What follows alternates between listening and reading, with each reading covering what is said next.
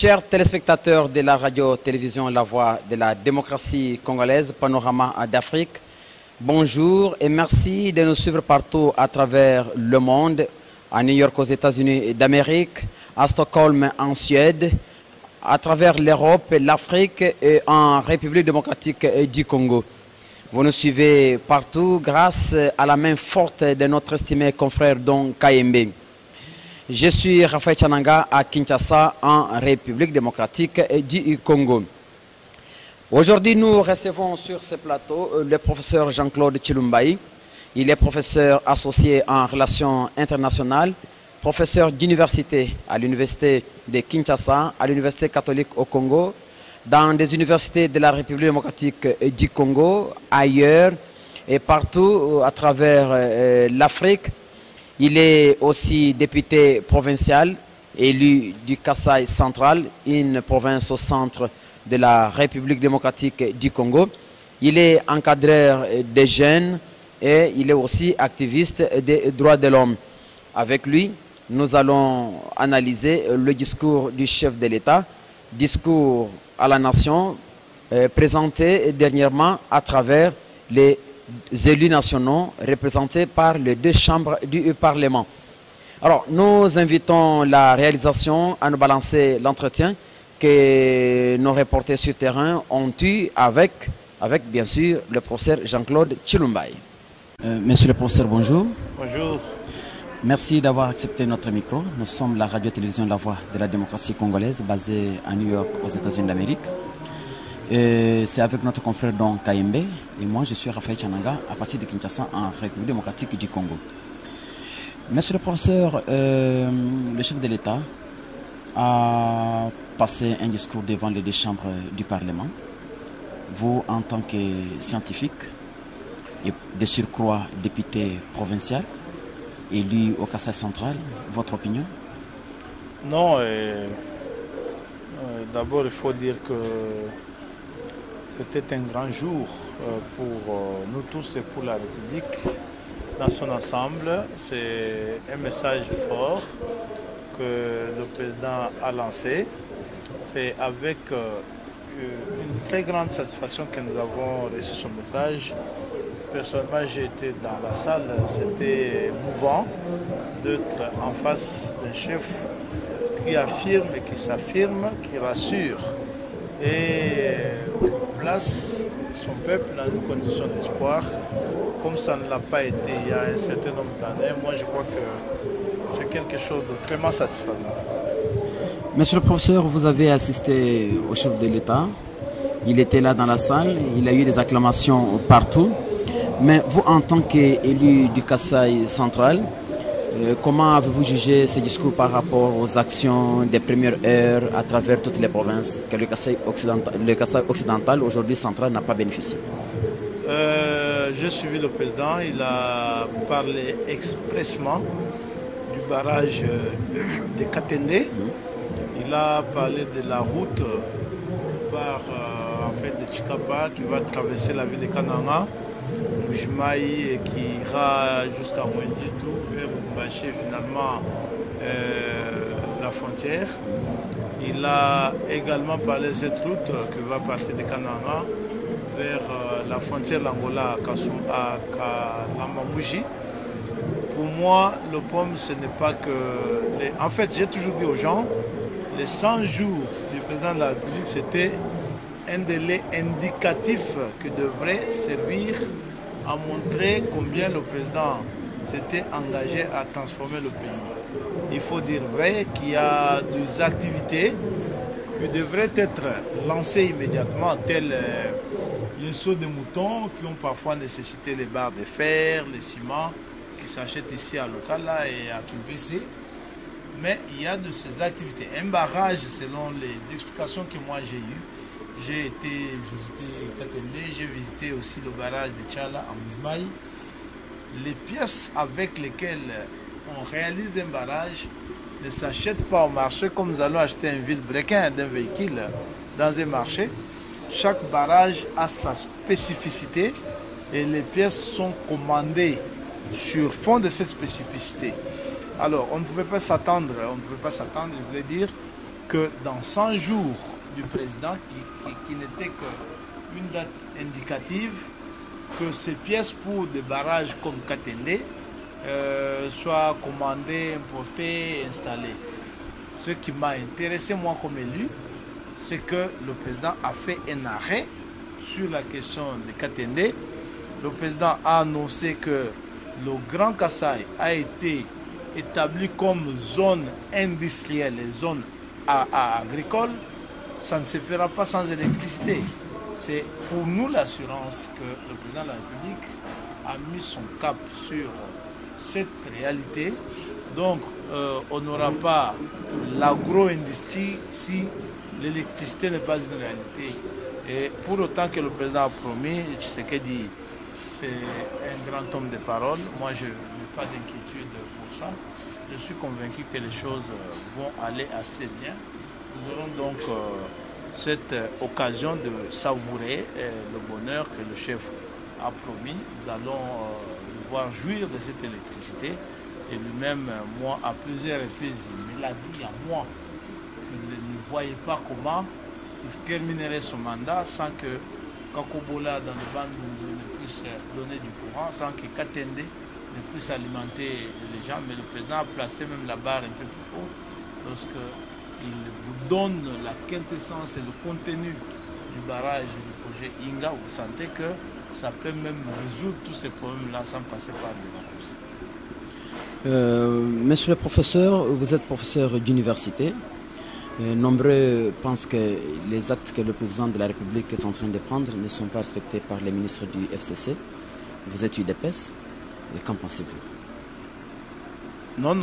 En fait, je sais, et nous n'avons pas des actes au pluriel. Je sais qu'il y a le débat sur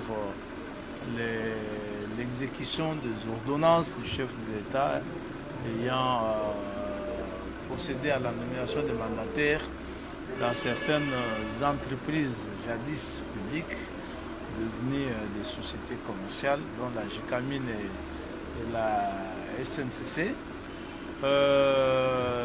Toutes les informations à ma disposition indiquent que ces ordonnances sont en train d'être exécutées.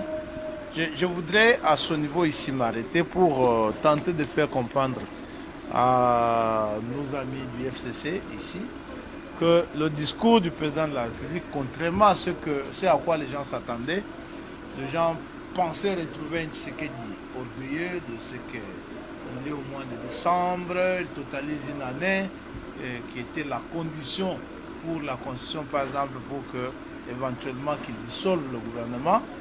Mais vous avez suivi un président de la République alors qu'il entre dans sa période d'intransigeance pour un homme qui serait d'une certaine éducation. Mais c'est un président de la République humble qui vous montre que c'est une nécessité, qu'il n'y ait pas besoin d'interruption de cet élan que nous avons pris avec nos amis du FCC. Il est aussi de cette utilité que nos partenaires comprennent que le régime, même si nombreux spécialistes pensent qu'il n'est pas nécessaire de parler du mimétisme institutionnel, le régime politique que nous avons, c'est le régime d'emprunt français. Ça, il ne faut pas l'ignorer. Ça signifie quoi? À quelque chose près, que si aujourd'hui ce jeu continue de se jouer dans cette hypocrisie telle que nous assistons parfois à ça de temps en temps, ce n'est pas une bonne chose qu'une coalition qui s'est donné des objectifs puisse en train de se mettre de crocs en jambes. Je suis convaincu que nos amis du FCC, et plus particulièrement le ministre du portefeuille qui me suit, prendront la mesure de choses pour prendre au sérieux le fait que le chef de l'État ne va pas retirer ces ordonnances qui ont été signées, qui ont responsabilisé des personnes, des dignes fils de ce pays, qu'ils prennent des dispositions nécessaires pour que ces ordonnances s'appliquent. Le reste, moi, je crois qu'il n'y a pas de problème. Le chef a donné un message on ne peut plus clair, un message de réconciliation, un message de responsabilité. Il n'a pas, en tout cas dans son discours, montré à la face du monde qu'il avait l'intention de vivre une crise politique, une crise institutionnelle.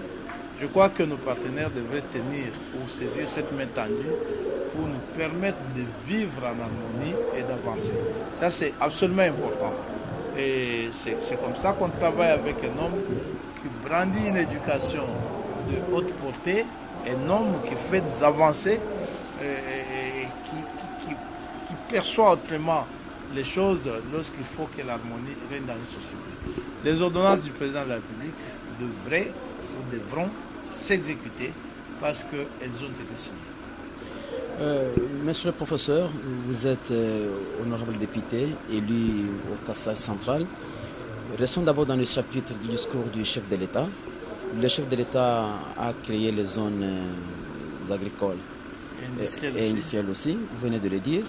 Alors, le Kassai central, ta province, qu'est-ce que vous en pensez? Non, il faut dire que nous avons beaucoup d'atouts. Ce qui est vrai, le Kassai central n'a pas comme tel des problèmes agricoles. Vous savez, aujourd'hui, nous avons des problèmes qui ne sont pas que localisés ou locaux. Parce que l'insuffisance des productions agricoles n'amène pas qu'à la sous-alimentation de nos populations locales.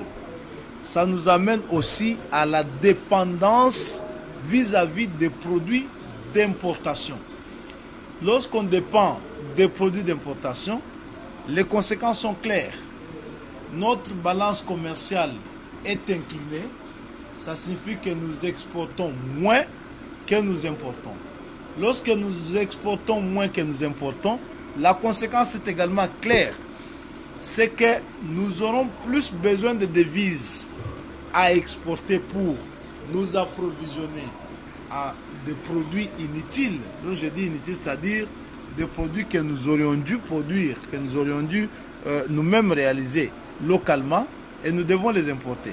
On importe les allumettes, on importe les biscuits, on importe du pain, on importe la farine, on importe l'arachide, le maïs.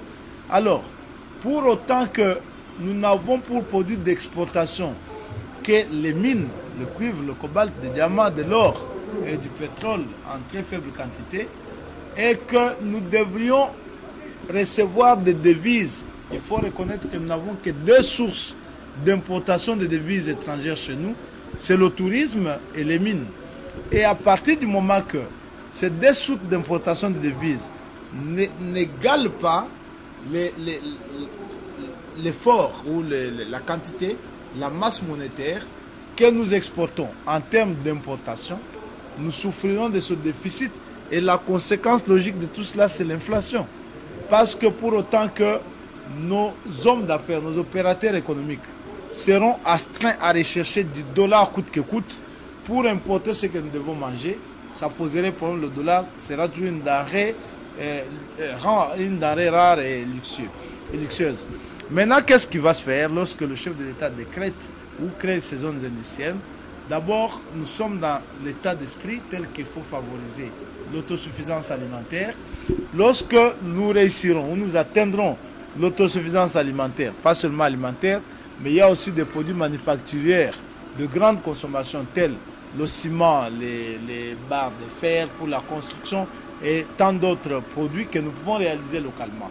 Si nous commençons à réaliser ces produits-là localement et que nous pouvons parvenir à réaliser un surplus en termes de notre production, lequel surplus sera exporté pour l'importation des devises en dehors du tourisme et des mines, c'est que nous aurons réalisé l'équilibre de notre balance commerciale et avec lui la réduction ou la baisse de cette inflation que nous subissons en cette fin d'année.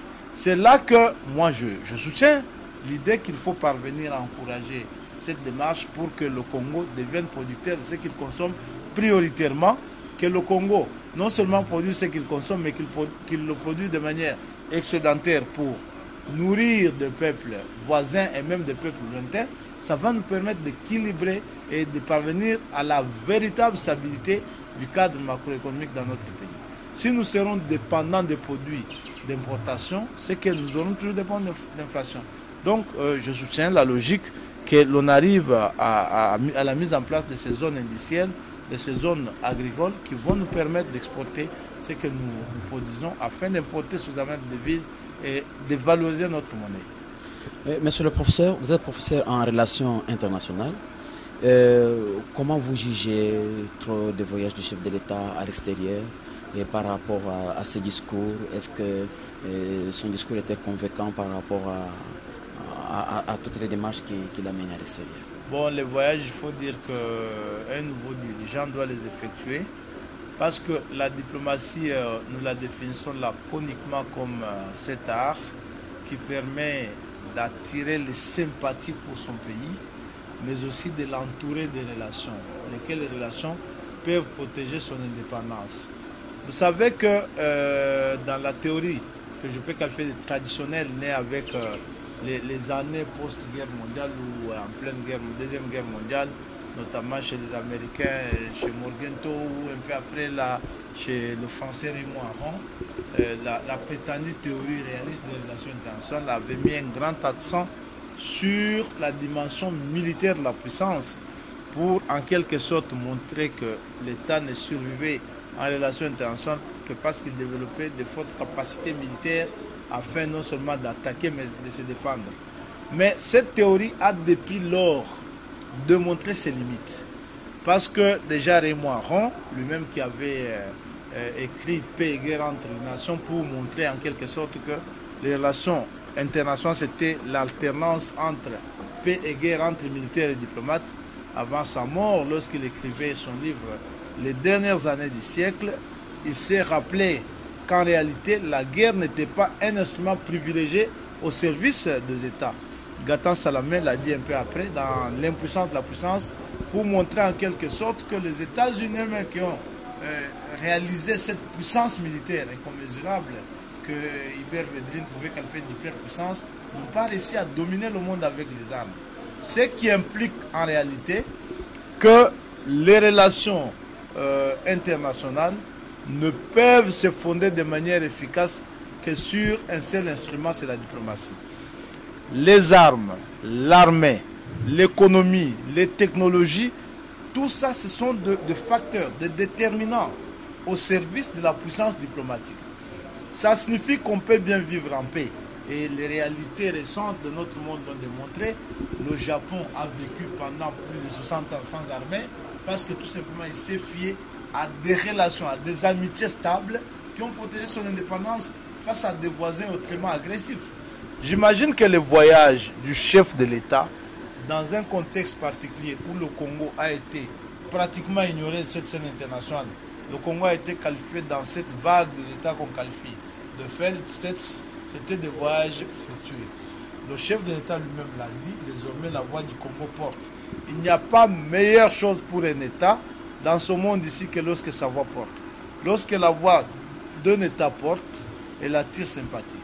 Et la sympathie pour un État ne passe pas par beaucoup de réalités, ça passe par la personnalité de l'homme d'État. C'est ça le grand ingrédient qu'une diplomatie doit avoir pour être compétitive. Et aujourd'hui, cet homme d'État, nous l'avons. Nous avons un homme qui parle et qui est écouté. Nous avons un homme qui a une grande personnalité, une grande prestance, une grande notoriété internationale. Et je crois que lorsqu'on a ça, les autres facteurs ne viennent qu'en complément. Parce que si vous regardez bien, grâce à cette personnalité de l'homme d'État, la France, vaincue de la Deuxième Guerre mondiale, a pu s'octroyer un siège permanent au Conseil de sécurité des Nations Unies grâce au personnage du général de Gaulle. Aujourd'hui, moi je compare toujours Tshisekedi à ce grand français, le général de Gaulle, qui malgré la petitesse de son État, au moment où il a accédé aux fonctions de dirigeant dans son pays, il n'a pas cru en cette faiblesse, il a cru en un État qui avait une vocation de grandeur. Et Tshisekedi l'a présenté partout où il est passé. Si vous lisez bien notre histoire, et les pères fondateurs de notre démocratie, ici je cite le président Etienne Tshisekedi, qui lui, on vous l'a toujours présenté comme le rédacteur du manifeste de l'Ancélé. Lisez déjà dans le manifeste de l'Ancélé. Le Congo, bien qu'un État en difficulté pendant que son manifeste est rédigé, le Congo ne se présente pas comme un pays faible. Le Congo, d'abord, se présente comme un pays qui avait une vocation africaine. Ça signifie la gâchette, comme le président l'a rappelé, de France Fanon. Il avait une vocation africaine d'être le pays qui domine non seulement l'Afrique, mais le porte-parole de l'Afrique à travers le monde. C'est ce que Tshisekedi ramène. Moi, je ne vois pas pourquoi ça doit impressionner les gens. Les atouts que nous avons sont incommensurables. La jeunesse, la faune, la flore. Nous avons des richesses, le sol et le sous-sol. C'est des atouts incommensurables qui n'avaient besoin que d'un déclencheur comme Tshisekedi pour que ça saute. Et désormais, le Congo, c'est un pays qui revient dans le concert des nations. Moi, je ne crois pas qu'il y ait d'inquiétude. Ceux qui parlent du budget, ceux qui parlent de l'utopisme des ambitions de Tshisekedi m'étonnent. Vous avez aussi suivi dans ce discours de personnes qui vous ont fait croire que c'était un discours programme comme si Tshisekedi était en campagne, monsieur. Bien malheureux. Il y a un bilan impressionnant qui a été présenté. Et parfois, les gens étaient très distraits parce que c'est là aussi la grandeur de l'homme, son humilité. Il a dit de manière brève ce qu'il a fait alors que c'est trop grand. Et il a dit de manière étendue ce qu'il compte faire. C'est ça la grandeur. Parce que ce n'est pas un Tshisekedi vainqueur, ce n'est pas un Tshisekedi triomphaliste qui parle de lui-même. Il a fait de grandes choses, mais il a voulu les présenter comme des faits bénins. Et c'est ça la grandeur d'un homme d'État. Moi, je crois qu'il faut que les gens voient ces maisons qui se construisent dans le Kanchaj. Que ces gens voient ces parents qui jubilent dans tous les quartiers. Lorsqu'on parle du social, mais le social, c'est quoi? C'est cette école devenue gratuite qui a non seulement amélioré la condition de l'enseignant, mais aussi la condition du parent, qui était asphyxié dans son quotidien. Vous ne savez pas ce que ça coûtait, surtout dans des villes comme Kinshasa. Moi, je paye les minerales que je payais l'année passée pour mon fils. C'était 900 $, 1000 $. Aujourd'hui, lorsqu'on vous dit que c'est gratuit, vous dites que Tshisekedi ne parle pas du social. Mais c'est quoi le social? L'argent là que nous avons épargné, que nous n'avons pas payé pour nos enfants, est allé où? Ce n'est pas parti dans la nourriture, ce n'est pas parti dans le logement, c'est pas ça le social. Donc il y a des projets de très grandes ambitions qui ont été réalisés, mais le président a eu cette humilité de ne pas vouloir s'énardir sur des choses qui pouvaient faire croire que c'était satisfait. C'est un triomphalisme. Il les a exposés de manière brève. Qu'on dise ce qui se passe à l'Est ne vous disent rien.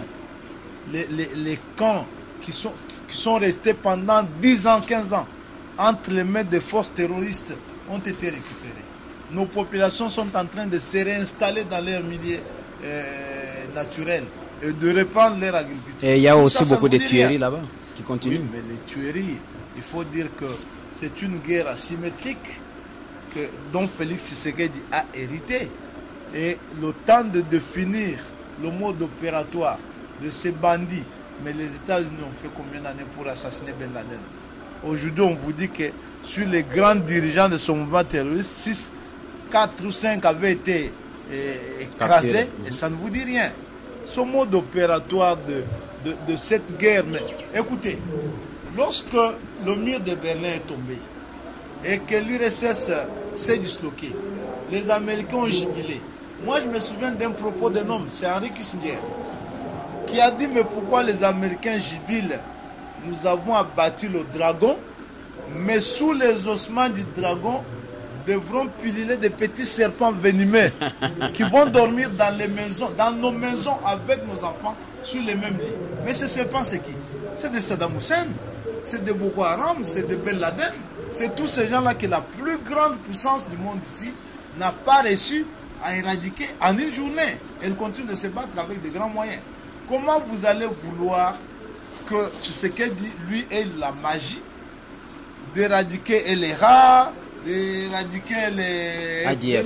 tous ces gens que les forces américaines ont combattu pendant 15-20 ans ne les ont pas vaincus. Mais tout simplement, aujourd'hui, nous sommes en train de mettre fin à des complicités. Nous sommes en train de couper les fils, les ficelles qui étaient tirées de l'extérieur. C'est cette poignée de main que vous voyez entre Tshisekedi et Kagame, qui ressemble un peu à celle de Malte, entre Bush et Gorbatchev, qui ressemble à celle que les Français se sont donnés en 1951 avec le traité Eraton avec les Allemands, ou qui ressemble à cette poignée de main que les Français, les Allemands se sont donnés encore en 1957 avec le traité de la CE. Donc, toutes ces choses, c'est une évidence que nous ne réinventons pas la rue. Aujourd'hui, les ficelles ont été coupées et la présence de Tshisekedi du côté de Kagame doit révéler beaucoup de choses à nos compatriotes. Aujourd'hui, les défaites que subissent ces terroristes dans l'est du pays, même si pour des raisons stratégiques, notre armée ne les communique pas quotidiennement, doivent nous montrer qu'il y a quelqu'un, il y a un fils de ce pays qui a pris la chose en main, qui n'a pas participé au complot de l'Emera ou avec l'AFDEL, mais qui combat pour son pays. Il faut lui donner du temps, il faut le soutenir, il faut lui accorder la chance d'évoluer. Et si on doit tout voir en noir, alors que le résultat est clairement éclatant, moi je crois que c'est la mauvaise foi. Monsieur le professeur, nous disons à nos téléspectateurs que vous êtes professeur d'université en relations internationales à l'université de Kinshasa, à l'université catholique au Congo et dans d'autres universités du pays comme à l'extérieur du pays. Avec vous, nous sommes en train de parler sur le discours du chef de l'État, mais n'empêche qu'une question tombe sur la gestion de la province, dont vous êtes député provincial, c'est-à-dire contrôleur ou législateur au niveau de la province. Tout récemment, il y a eu une motion de défiance contre le gouverneur et le gouverneur a échappé à cette motion.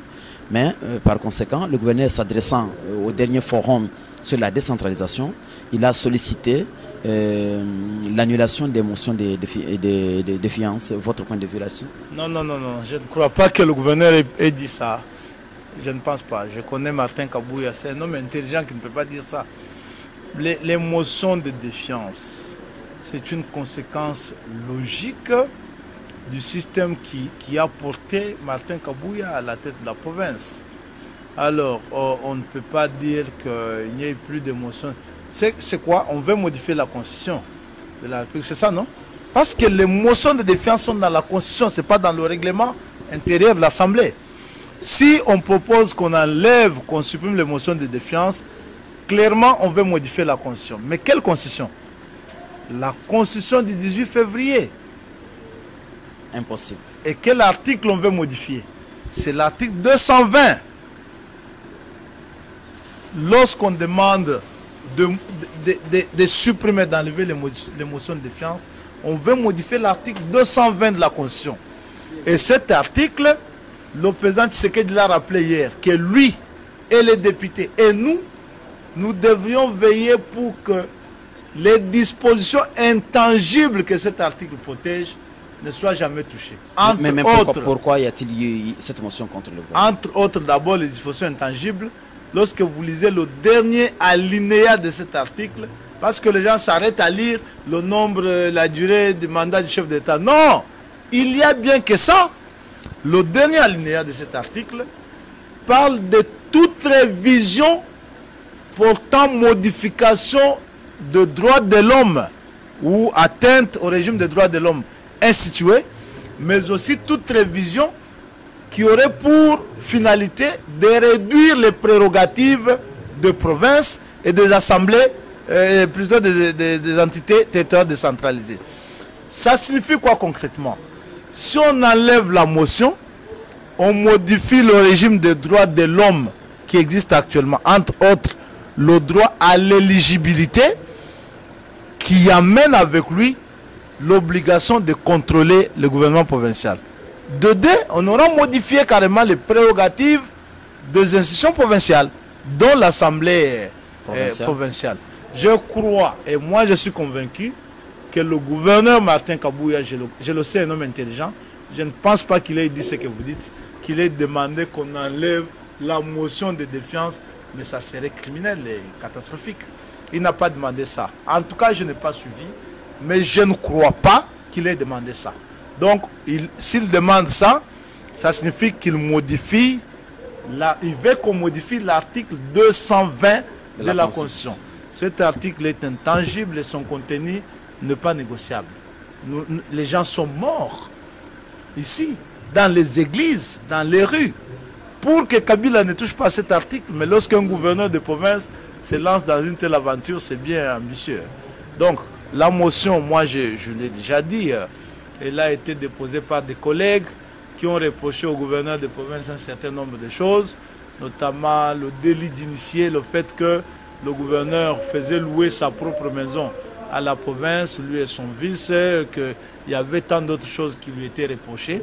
Bon, je sais que la motion n'a pas été lue, elle n'a pas été soumise au débat.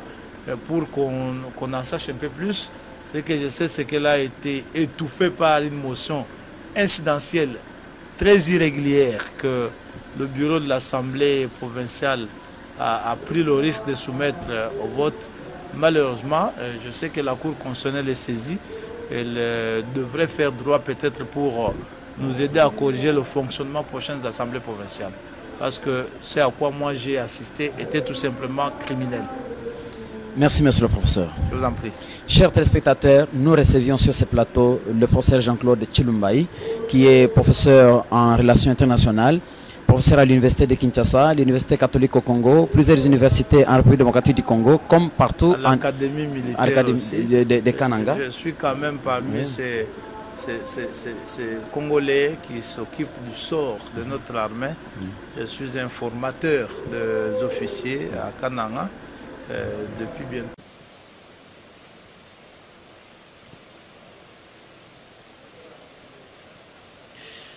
Merci de votre sympathique attention. C'était l'entretien que nous avons eu avec le professeur Jean-Claude Tshilumbayi, qui est député provincial à l'Assemblée provinciale du Kasaï central. Il est professeur d'université, il est activiste des droits de l'homme, il est aussi encadreur des jeunes.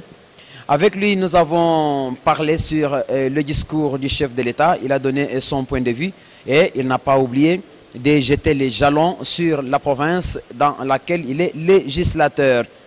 Vous pouvez nous suivre sur www.mediaforafrica.net et là c'est en image et en intégralité. Vous pouvez aussi nous suivre sur www.lavdc.net, soit sur notre page YouTube Info RD et Congo. Merci à Dani Bouchamp derrière la caméra et Théo Bakatouyila. Merci à tout le monde qui nous a suivis en ce moment. Je suis Raphaël Chananga à partir de Kinshasa en République démocratique du Congo et au revoir.